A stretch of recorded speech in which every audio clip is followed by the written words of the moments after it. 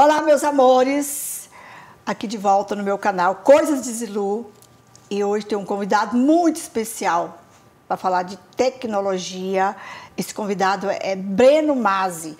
Foi o primeiro brasileiro que desbloqueou o iPhone, gente. Então, vamos falar, ele é inventor de jogos infantis, de várias coisas, é um empreendedor de sucesso. Vamos falar muito dele. E para vocês assistirem e estar aqui ligadinho, não esqueça de se inscrever aí no meu canal Coisas de Zilu e acionar o sininho, que é muito importante para você ter notificações do próximo programa, o que vai acontecer, porque vai acontecer muitas novidades, muitas coisas boas, diversos programas que nós vamos fazer aqui, tá? Fica ligadinho aí.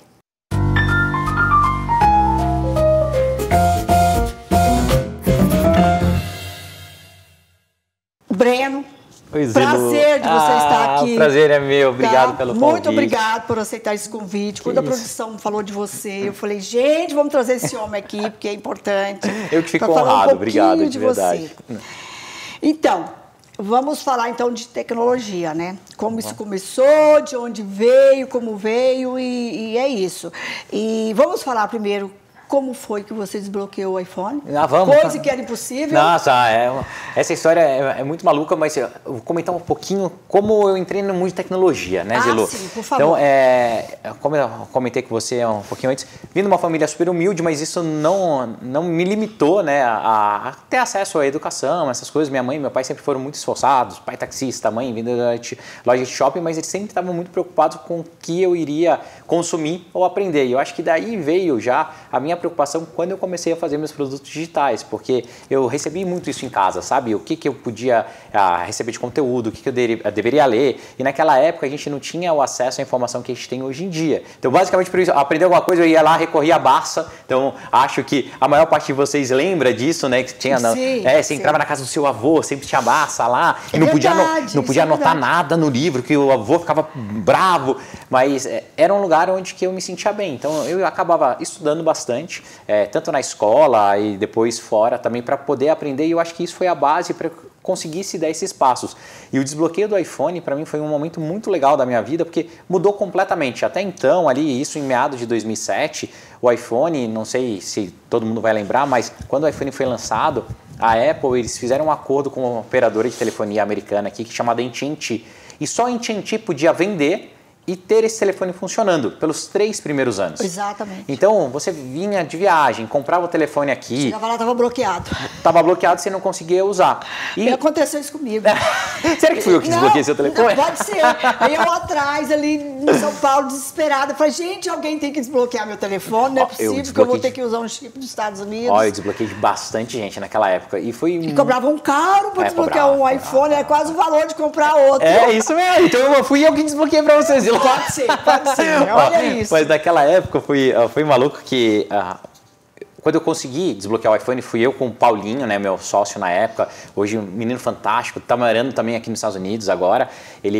A gente ficou maluco porque o Steve Jobs apresentou o iPhone em julho de 2006, isso, 6. E ele apresentou e lançou o iPhone efetivamente em janeiro de 2007, que foi o concurso, e chegou na loja para vender. Você sabe que eu tenho desde o 1, né? Então. Eu tenho 1, 2, eu sempre fui trocando de número, mas de telefone não. Eu também não mudo o iPhone por nada. E eu tenho uma coleção de iPhones, desde o iPhone que eu desbloqueei, o primeiro que eu desbloqueei eu tenho até hoje guardado. Eu não guardo, porque assim, sempre que eu tenho um, já tem alguém esperando o meu, sabe? Entendi. E aí, você já tem um iPhone aí de reserva? Deve passando. Eu nunca consegui guardar nenhum por isso. Não, eu guardo todos. Eu tenho como se fosse lá em casa, isso, estantezinha que eu brinco que é o meu mini museu. É assim, é a minha história, mas né? É um museu, né? Uma história. E que pra mim foi muito importante. E pra você essa história existe, porque você desbloqueou, conseguiu desbloquear o iPhone. Tudo que eu tenho hoje na minha vida é graças ao iPhone, porque eu comecei lá desbloqueando o telefone. E daí foi muito importante naquele momento, porque eu acabei conhecendo muita gente. Então eu fiquei amigo de uma série de pessoas que pra mim era inalcançável. Então assim, o pessoal ia lá, eu cheguei a desbloquear o telefone da sua filha, que eu lembro, que ela foi lá no meu escritório um dia, a Vanessa. A Vanessa é desesperada com essas coisas. O meu escritório ficava do ladinho da Jovem Pan. E eu acabei conhecendo todo mundo por causa da Jovem Pan, e o pessoal saía e ia pra lá. E eu lembro que ela tava com uma música bem estourada em 2007, assim, e era fã lá embaixo. O amor não deixa. E fã lá embaixo, tudo. Então, foi um momento gostoso que acabei aproveitando ao máximo, tive muita exposição na mídia, consegui sim juntar eu fico imaginando, a Apple gasta milhões de dólares para fazer um iPhone, para construir um iPhone.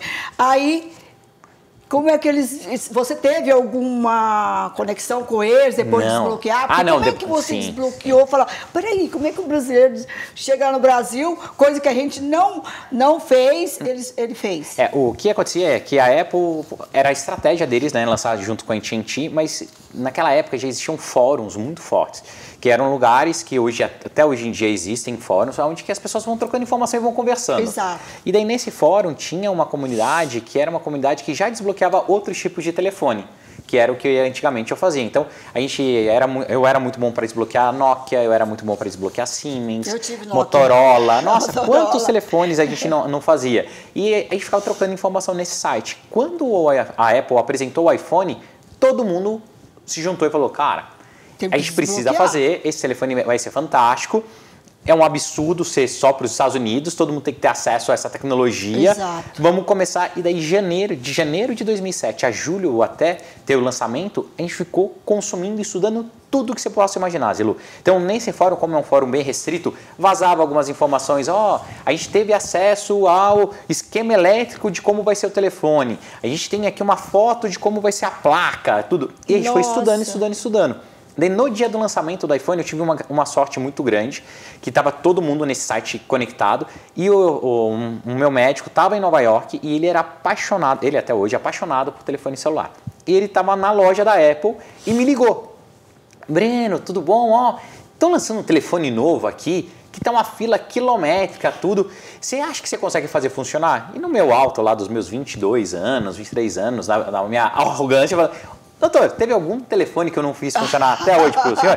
Pode comprar. Você acreditou em você mesmo, cara, eu tinha certeza que eu e o Paulinho a gente ia conseguir. E daí ele pegou e falou, mas eu estou voltando para o Brasil hoje, já deixo aí na tua casa para você fazer. Eu falei, pô, excelente. Então, eu tive a grande sorte do iPhone ser lançado, eu acho que foi numa sexta-feira, sábado de manhã, já estava na minha casa. E ele tinha comprado 5 peças. Nossa! E era o que eu precisava. Eu falei assim, agora eu tenho 5 peças em casa, vou começar a testar para ver se eu consigo desbloquear. E se isso eu desbloquear, vai mudar a minha vida, né? Tanto minha do Paulinho. E era muito louco que eu falava, Zilo, com o Paulinho, que olha como a cabeça ela era pequena e depois tornou numa proporção muito maior.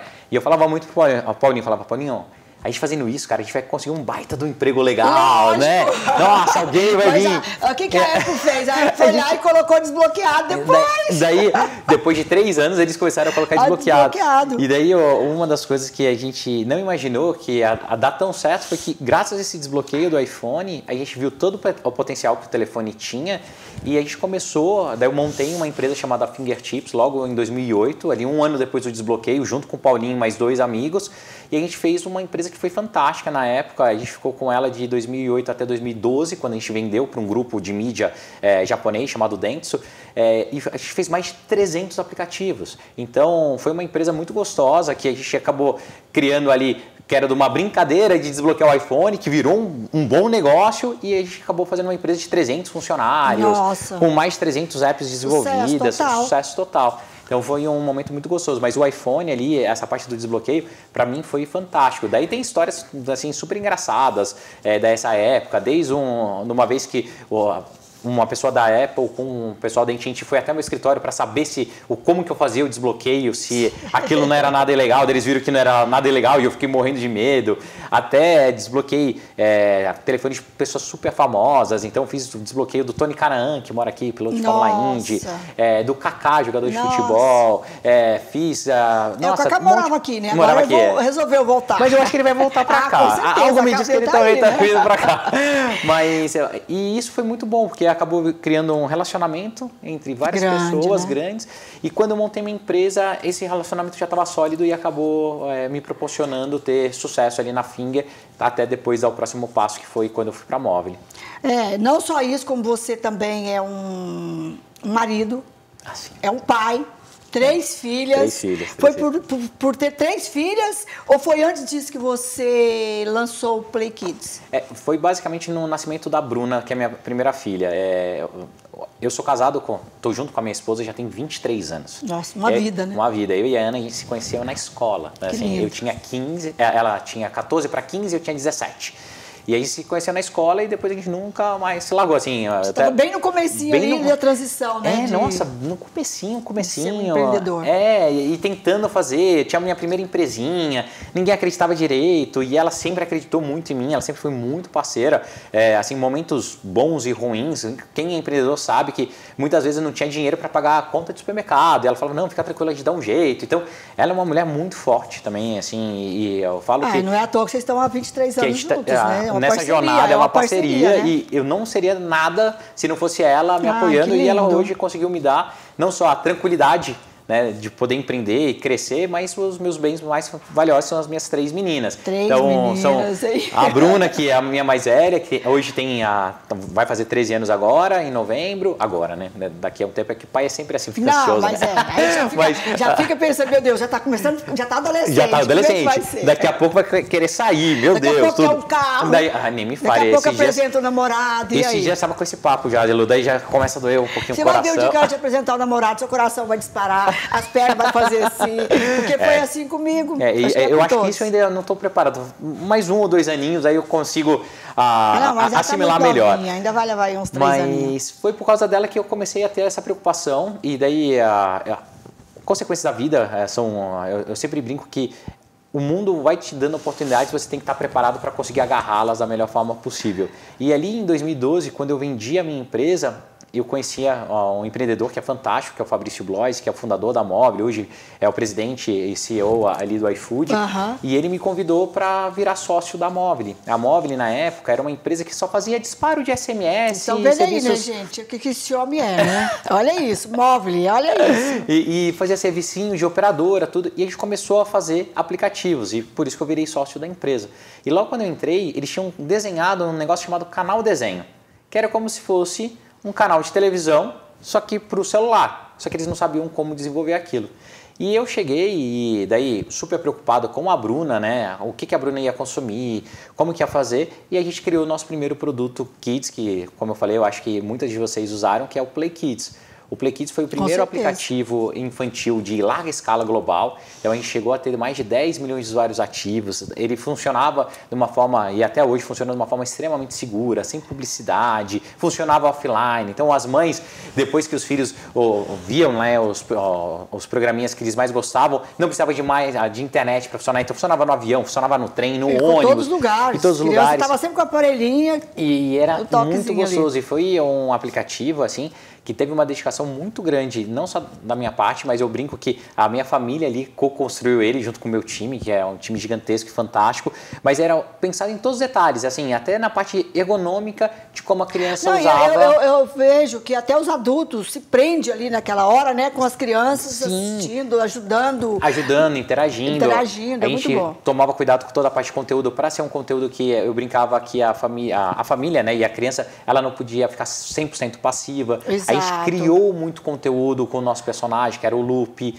que é o cachorrinho que pilotava o trem, né? Então ele ensinou a ABC, ele assinava a desenhar, uma das músicas que a gente criou lá, estilo Galinha Pintadinha, né? Ensinava a comer brócolis, que, cara, foi um sucesso a trama. Não, hoje mesmo as crianças hoje, a minha netinha teve aqui agora cortando você já, né? Querendo cortar, mas cortando, né? Ela teve aqui agora em outubro, cara, ela tava com 1 aninho e pouco. A criança só comia brócolis. Eu falei, meu Deus, como pode? Como isso pode ajudar as crianças, né? É conseguir fazer o bem de uma forma que muitas pessoas usam só para fazer entretenimento ou passivo, mas a gente queria sempre adicionar algo a mais. Exato. Então, o Play Kids foi muito importante, não só na minha trajetória, mas na vida das minhas filhas e de milhões e milhões de crianças, não só no Brasil, mas pelo mundo, que é um aplicativo global. Então, eu tenho relatos muito legais de crianças que aprenderam muito com ele aqui nos Estados Unidos. A gente tinha uma comunidade muito forte na Europa, a gente tinha uma comunidade muito forte no México, e também o Play Kids a gente tinha um cuidado. E essas coisas eu acho que tem que ser divulgado empolgado, Breno, porque tem muitas coisas boas. Uma delas é essa, que é inventado por brasileiros, que é criado por brasileiros, e ninguém sabe. Ninguém sabe. Porque tudo que você vê de bom, a gente pensa, cara, foi criado por um americano, ou sei lá quem, mas menos um brasileiro. A gente nunca imagina. Então, acho que é isso que nós precisamos passar para as pessoas, ter essas informações, que é muito importante, como o iFood. Primeira vez que eu vi o aplicativo do iFood foi com uma turma de amigas. Elas disseram, põe aí o iFood, você não precisa mais sair para pedir comida, né? E eu juro, até ontem eu achava que o iFood foi criado aqui nos Estados Unidos. Não, isso é muito maluco. Né? Todo mundo acha isso, porque eu brinco que o brasileiro tem aquela síndrome de vira-lata, né? As nossas coisas não são as melhores. Não. E ao contrário, hoje, se você pegar tecnologia, o Brasil é top de tecnologia. Isso o Fabrício, que é o CEO hoje do iFood lá, o presidente, ele falou muito, ele falava, cara, a gente é Champions League, porque a gente tem um país que é mais atrasado do que todo mundo, a gente tem pessoas que muitas vezes não sabem, né, e não têm acesso à educação, e mesmo assim a gente faz coisas fantásticas. Imagina o dia que a gente estiver nivelado. Então, hoje o Brasil é líder em música, hoje quantos artistas não fazem sucesso global? Exato. E são reconhecidos pela música. Nosso cinema está cada vez melhor. A gente tem atrizes e atores fantásticos, a gente tem empresas de tecnologia. Hoje em dia a gente tem tudo para esportistas. Olha como os nossos esportistas são super melhores, reconhecidos. Né? Então a gente tem que acabar com essa síndrome de vira-lata e ter orgulho mesmo das coisas que a gente faz. Então lá na Mobile, hoje os aplicativos que todo mundo, quando eu falava que a gente fazia parte, né, ou que foi criado pela Mobile, todo mundo falava, não é possível. Play Kids. Hoje o PKXD, que é jogado por mais de 50 milhões de crianças. O próprio iFood, que todo mundo sempre achou que não era brasileiro. E a história engraçada do iFood, o iFood foi criado em Aldeia da Serra. Jura? Em Aldeia da Serra, pelo Patrick, que hoje não está mais ali no dia a dia, mas chamava-se Disque Cookie. A visão dele era tão inovadora que naquela época que ele montou uma central, como se fosse uma central de um motoboy. Então você ligava no Disque Cookie, falava, eu quero comer um bacalhau. Dele, tudo bem, me dá o seu endereço, a gente vai. E ele ligava para o restaurante, mandava o motoboy para pegar, para dar entregar. E a gente transformou, daí a Mobile é muito boa nisso, né? A nossa cultura, a nossa visão. E a gente transformou o que era o Disque Cookie e o iFood bem pequenininho em 2013, quando a gente fez a aquisição dele, nesse sucesso monstruoso que é o iFood hoje em dia. É mesmo, maior aplicativo da América Latina de food delivery, e entregando não só comida, mas hoje todos os serviços e girando a nossa economia e ajudando. E com essa pandemia que a gente teve, né? O iFood foi essencial. Essencial. Né? E como a gente ajudou também, todo mundo só olha o iFood do lado da entrega de comida, mas o que a gente gira a economia, quanto a gente ajuda os restaurantes, quanto a gente ajuda os entregadores, quanto que esse ecossistema que o iFood gira no Brasil ajuda tanta gente. Então, só de funcionários diretos, a gente tem mais de 4 mil funcionários hoje. E os indiretos, assim, é impossível contabilizar. E é um serviço de extrema necessidade hoje em dia. Então, cara, eu fico extremamente orgulhoso. Mas tem que ficar mesmo. Hoje a gente olha para e eu brinco que a gente consegue olhar a família como um todo, né? A Mobile, quando ela foi criada, a gente pensou sempre em tentar atuar em tudo. Então você tem o iFood, que é para os pais, tal, você tem o Play Kids e o PKXD, que cuida das crianças. Tem a Leiturinha, que é o maior clube de assinatura de livros infantis do Brasil, que é nosso também. A gente tem a Simpla, que faz toda a parte de eventos. A gente tem o sistema de pagamento, que era a Zup. Então foi uma empresa criada com muito carinho, muito suor, né? São 10 anos de jornada, estou há 10 anos lá. E você criou todas essas empresas no Brasil? A gente investiu em todas essas no Brasil. Todas elas são empresas brasileiras, 100% brasileiras hoje, e ficam ali debaixo do guarda-chuva da Mobile. E você, o que fez você sair do Brasil e sabendo que você criou tudo isso para o Brasil, você está no Brasil e fez você vir morar nos Estados Unidos? Zilu, é uma pergunta boa, né? Porque eu também quero me entender até hoje que eu fiz a mesma coisa. Eu acho que são ciclos, assim, eu vi que dentro da empresa eu já tinha feito tudo que eu podia, eu consegui montar times fantásticos, deixei vários amigos, as empresas estão funcionando super bem, não precisava mais ali do dia a dia. A pandemia veio para mostrar pra gente que, apesar de ter sido péssima, mas a gente consegue sim hoje ter um balance, né, um balanço melhor entre a sua vida profissional e a sua vida pessoal. As pessoas conseguem trabalhar em todos os lugares, não precisa todo mundo fisicamente ali perto. Hoje trabalha online, tudo, né? Hoje o mundo globalizou, não tem jeito. E eu estava muito preocupado com a segurança.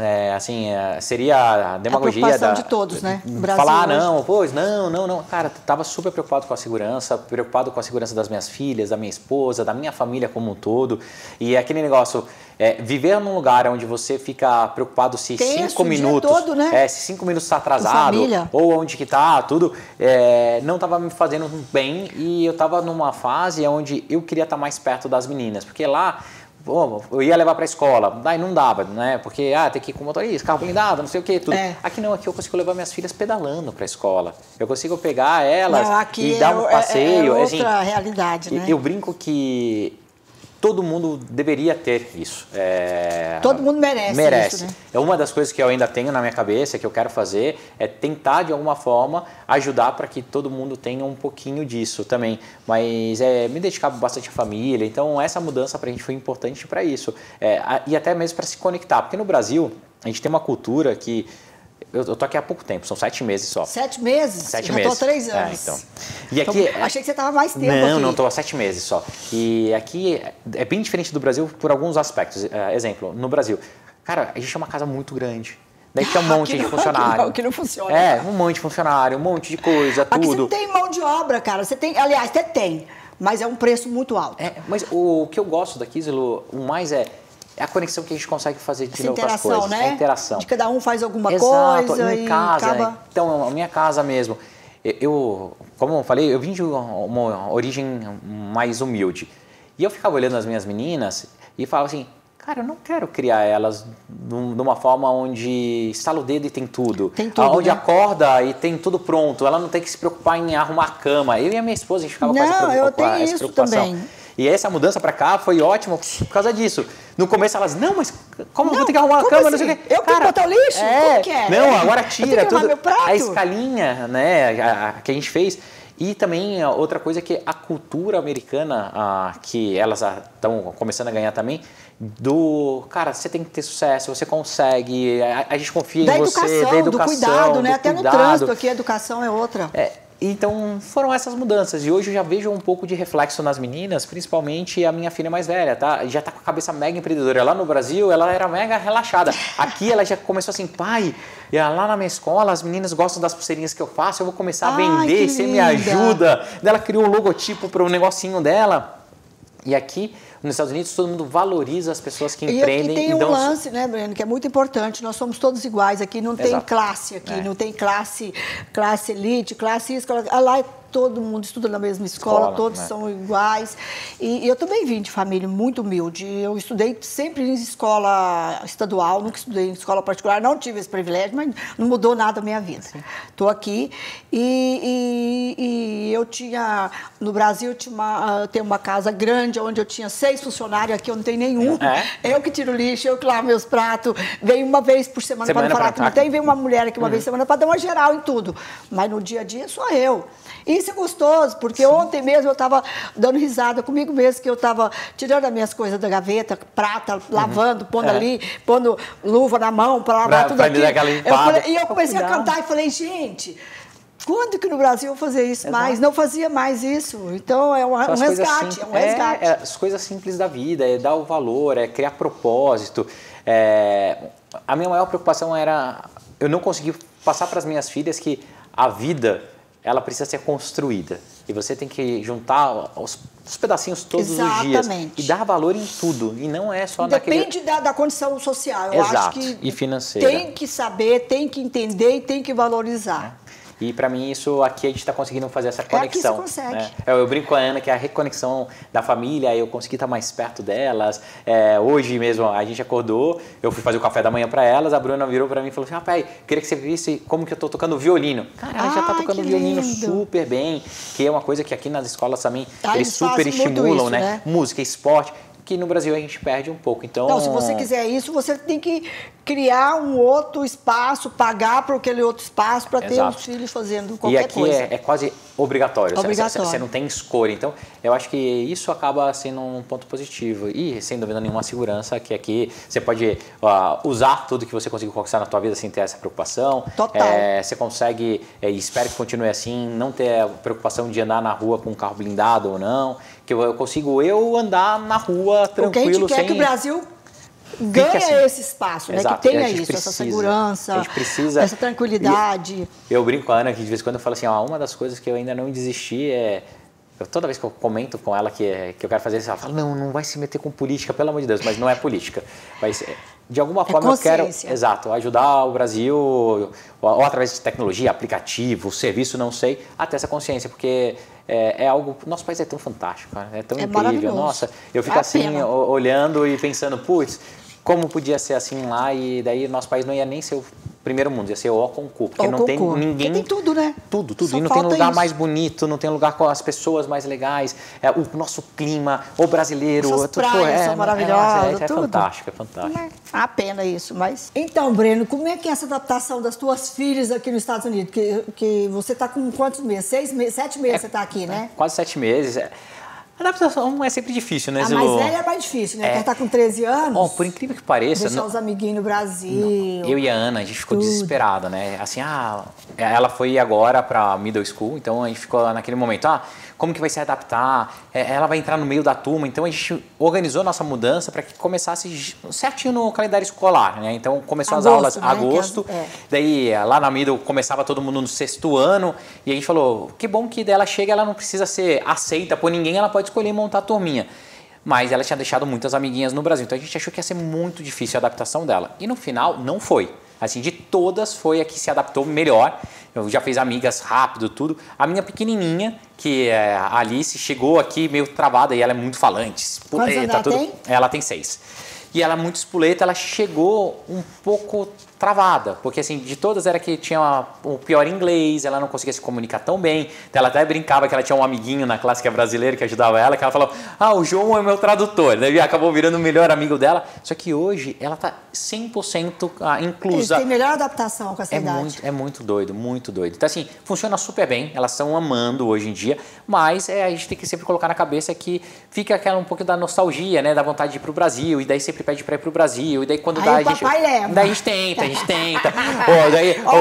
pai tá fazendo errado, hein? Tá levando demais. Exato. Uma das coisas que agora a gente aprendeu é combinar datas certas. Então, férias. Então, férias escolares a gente vai, mas ter super flexibilidade, sim, eu acho que atrapalha um pouquinho na adaptação, mas a saudade também da família, e eu sou um cara super família, é o que pega, e daí o que a gente tentou montar, eu brinco que eu montei como se fosse a vilinha do Chaves, então eu vim primeiro, eu tenho um irmão que morava na Austrália, que tá aí, também conseguiu fazer a mudança, também tá morando agora aqui em Orlando, e meu outro, trazendo a família trazendo inteira, toda a família, e daí a gente deixa todo mundo pertinho, e eu acho que isso vai ajudar bastante, não só na adaptação das minhas meninas, mas também a minha, que eu sou, assim, uma das coisas que eu mais gosto é ter a família por perto. Eu sou um família cara é tudo, né? Família é tudo, nossa base, acho que a gente, eu sempre falo, cara que não tem família não tem nada. Exato, é os nossos valores, não tem jeito.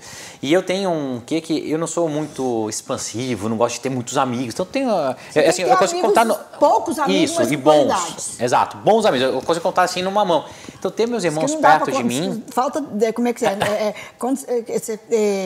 como se diz, sobra dedo. Sobra dedo.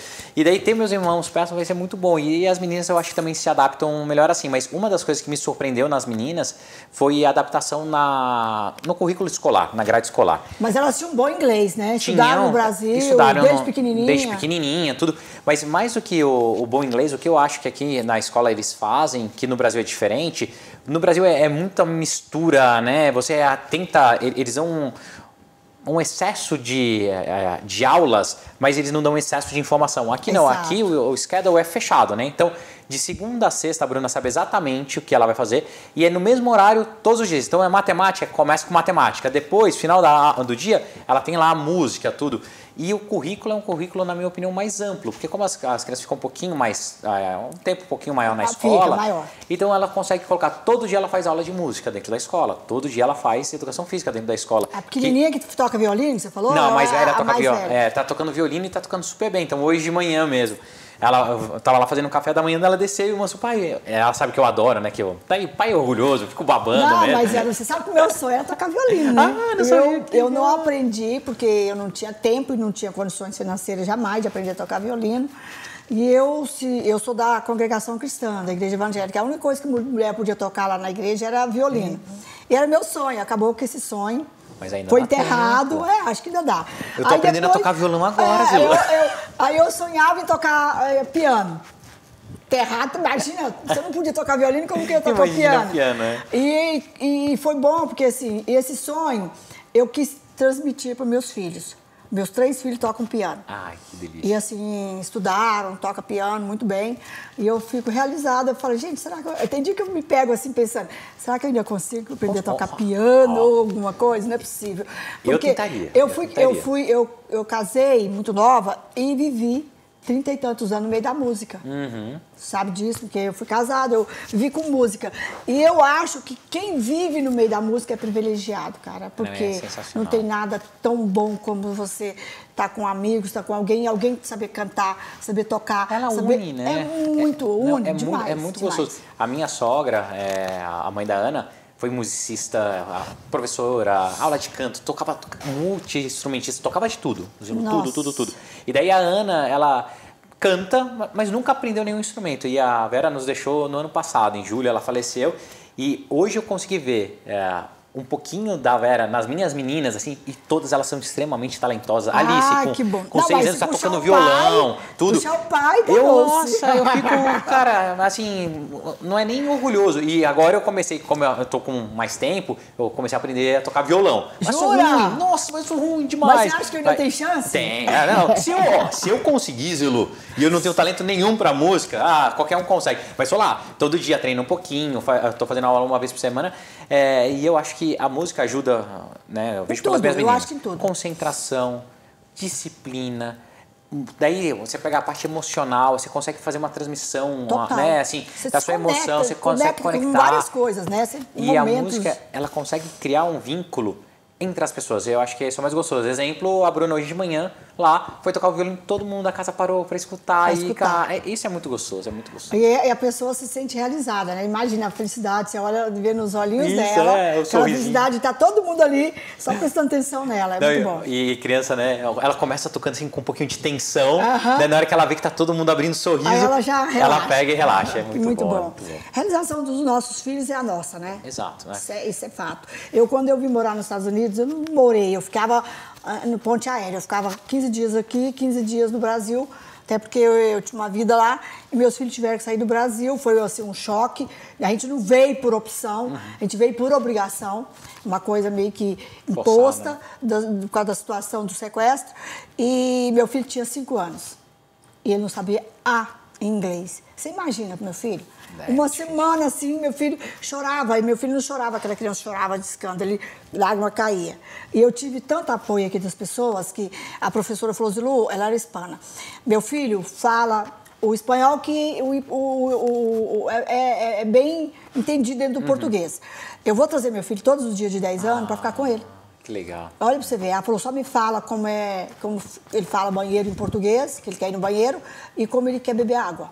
Em português, eu falei pra ela, acabou. E em 6 meses, meu filho estava tirando sarro de todo mundo em inglês. Aquilo pra mim foi uma realização de sonho, assim, eu falei, cara, tudo que eu não pude fazer, eu sou hoje realizada porque meus filhos puderam fazer. Isso você falou, é outra coisa que eu achei impressionante aqui em Orlando, não sei se todos os lugares dos Estados Unidos mas a preocupação com a adaptação mesmo e receber bem as crianças na escola. Exato. Então, quando a gente foi na escola, daí perguntaram um monte de coisa, dentro da sala sempre tinha alguém que falava português. Tem um programa, se eu não me engano, chamado ESOL, que elas reforçam o inglês das crianças, né? E independe se é escola particular ou pública, todo mundo tem acesso a isso. Então, o mesmo tratamento, né? Que eles dão na escola particular, eles estão do Estado. Isso é muito bom. Então, quem tem a possibilidade, quem tem esse grande sonho, e eu não achava que eu conseguia, como eu te falei, eu não tenho faculdade, eu não tinha nada, daí eu ficava assim, cara, será que um dia eu consigo morar lá? Será que eu consigo tirar o green card ou não? E é 100% possível. Eu que nem imaginava de um dia passear aqui. Hoje eu moro aqui, graças a Deus. Isso é muito legal. Então, você está há bastante tempo hoje, né? Até porque o Breno contou aqui que está com 40 anos, gente, já se aposentou. Como é isso? Como pode uma pessoa tão jovem se aposentar? E dentro dessa aposentadoria, você tem algum planos assim, mirabolante, alguma coisa que você vai inventar para o nosso futuro aqui? Tomara, assim, eu espero acertar, mas eu decidi que nessa mudança dos Estados Unidos, tudo, que eu queria passar mais tempo e me dedicar mais à família. Quem é empresário sabe que você não desliga um minuto, né? Você fica pensando em tudo. Verdade. Isso tudo quer fazer negócio e conectar com as pessoas e tal. E eu decidi que eu queria ter uma vida mais leve e como as empresas estão super organizadas, todo mundo indo super bem, e eu tenho um time fantástico, né? Ao longo desse tempo a gente conseguiu criar um time muito, muito forte. Eu comuniquei para todo mundo agora no dia 31 de março que estava aposentado efetivamente, Oita, saindo do dia a dia das empresas. Eu ter aposentado com 40. Podendo assistir Netflix durante a tarde, sem, assim, tranquilo. Poder tal. dormir até tarde. Isso eu não consigo, mas Não, eu queria. É o que eu mais, cara, é o que eu mais gosto. Mas acordar cedo é uma coisa que eu ainda não consigo, eu adoraria. Mas o relógio biológico, assim, é impressionante. Você não consegue acordar cedo Não, ou não você consigo não consegue acordar tarde? Eu não consigo acordar tarde. Assim, ó, 5h40 começa a despertar. Não tem o que faça. Meu Deus, se alguém pôr relógio para despertar às 5h40 do meu lado, ele é expulso. Não, eu tomo todo cuidado. Eu saio do quarto assim devagarinho, encosto a porta do banheiro para não atrapalhar a Ana que tá dormindo ainda. Mas hoje mesmo, ontem eu fui dormir muito tarde. Que essa também é outra vantagem de estar aposentado. Eu tava lá em casa fazendo um churrasco. Peguei e mandei mensagem pro meu amigo. Vem aqui e tal, pro meu irmão. Daí ficamos na jacuzzi, eu fui dormir, era 1h30, que chique, quase 2 horas. Jacuzzi com churrasco, gente. Quase 2 horas da manhã. 5h40 hoje eu tava despertando. Mentira. 6h30 e tava você em fica pé. bem? Super. Hoje assim, tenho esse condicionamento, mas antigamente era por causa dos projetos, para acordar cedo, para ir pro trabalho, tudo. Mas eu acabei ainda com esse hábito. E o que eu tô fazendo hoje é dividindo. Eu acordo cedo, tento ajudar ele no café da manhã, faço o meu exercício, daí volto, dou uma olhadinha no que está acontecendo, continuo fazendo uma outra coisa que eu gosto, que é estudar, então leio um artigo, faço outro, mas agora pensando em como eu posso ajudar as outras empresas, que eu fiz investimento, no total hoje eu tenho 14 empresas que eu investi ali diretamente, então ajudo os empreendedores, as empreendedoras a continuar com esse crescimento. E estou pensando em fazer mais coisas. Agora, aqui... Tem algum projeto infantil ou alguma coisa assim nesse sentido? Tenho. Para o futuro aí? Tem coisas legais acontecendo. Tem uma empresa no Brasil que eu ajudo que tem papinhas, assinaturas de papinha. Tem uma parte de livros personalizados infantil que a gente vai lançar. Tem parte de criação de conteúdo, que era outra coisa que eu fazia no Play Kids muito forte. Mas hoje eu não quero mais liderar nada. O que eu quero estar servindo como apoio, dando mentoria, ajudando as pessoas a fazerem isso, porque daí eu tenho minha flexibilidade também. Então, semana passada mesmo, todo mundo estava lá me perguntando no Instagram, Breno, o que você vai fazer? Pô, eu precisava de ajuda, tudo. Então eu estou montando um planinho de mentoria onde eu vou começar a ajudar essas pessoas, só que de uma forma muito flexível. Então, é diferente do que o pessoal faz, aqueles cursos, tudo, eu quero de fato poder participar uma vez por semana, ali sentadinho. E colocando a tua experiência, né? Colocando a minha experiência, porque mais do que dinheiro, hoje o nosso maior custo é do tempo. O tempo são só 24 horas, Exato. A gente dorme mais ou menos 8 ou 6 horas, daí você tem que ter seus trabalhos, tudo. Então, o nosso tempo é muito escasso.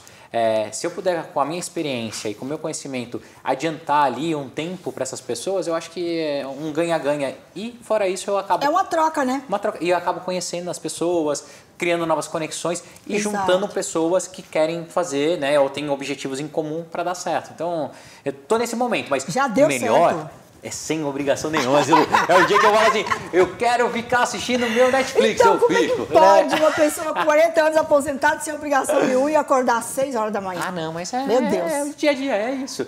Mas e também a cabeça não para, né? Eu fico pensando o que eu posso fazer, principalmente parte de educação. Eu queria muito...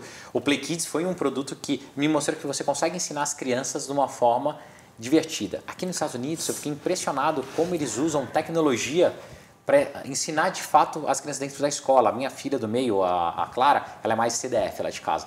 E ela tem... Ela puxou o pai. O pai não era tão CDF, o pai era esforçado, mas ela é muito inteligente, tudo. E tem lá todas as métricas, né? E tem um sistema aqui nos Estados Unidos que eu achei fantástico, que estimula a leitura e toda semana, cada dia ela terminou o capítulo, ela pode ir nesse sistema e ela responde um questionário sobre o livro.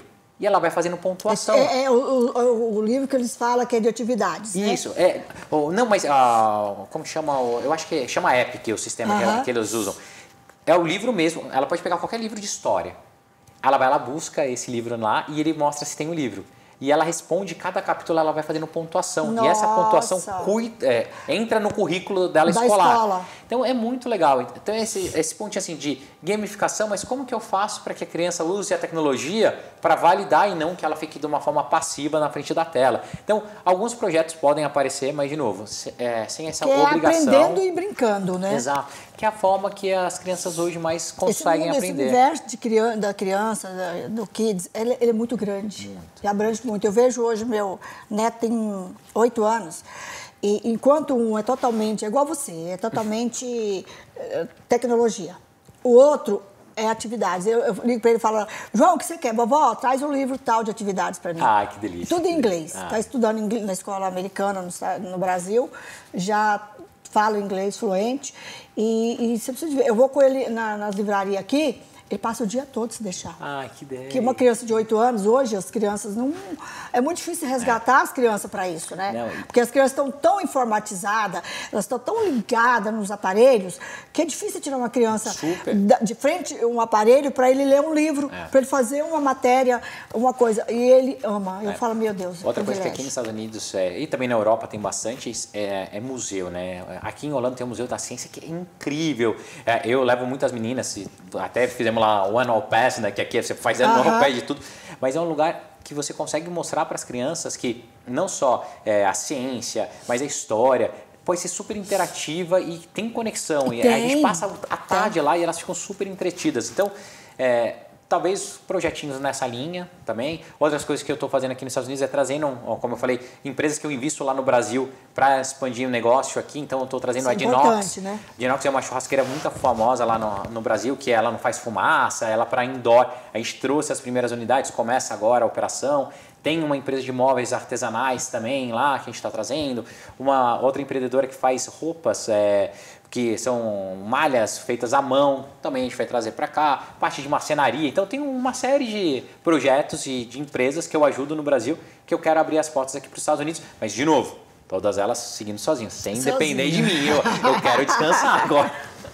Breno, muito obrigado por esse tempo que você gastou aqui. Já que você está aposentado com 40 anos, então você pode gastar esse tempo, mas para a gente foi um privilégio.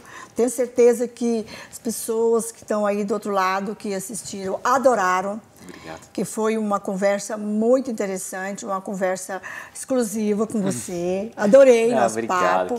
Eu só posso te agradecer. Tá? Eu que agradeço. Muito obrigado. Agradeço a oportunidade, agradeço por você ser essa pessoa fantástica, com esse sorrisão, me tratou super bem, me recebeu super bem. Sou mega fã, então obrigado. Espero que quem esteja escutando isso tenha visto e entendido que, cara, todo mundo consegue, que pode parecer difícil, a jornada nem sempre é fácil, independente se você está no Brasil, nos Estados Unidos ou mudou para cá e está buscando reconstruir a tua vida, fazer as coisas, lembra que dá para ter sucesso, basta ter persistência, foco, vontade, fé e que as coisas acontecem. E começar, então, né? E começar. Se não começar, não acontece. Se não tirar do papel, se não der o primeiro passo, não vai. Então, mais uma vez, obrigado. E coragem, né? Porque tem que ter muita coragem. Resiliência. Aquele negócio. Nossa, é muito legal. Eu venho contar as histórias de sucesso. Se eu te contar as histórias de fracasso, quantas vezes eu dei de cabeçada. Não existe vitória sem fracasso, problema, né? Aí, nossa, aí acordar chorando e falando assim, não aguento mais, eu acho que isso não vai dar certo.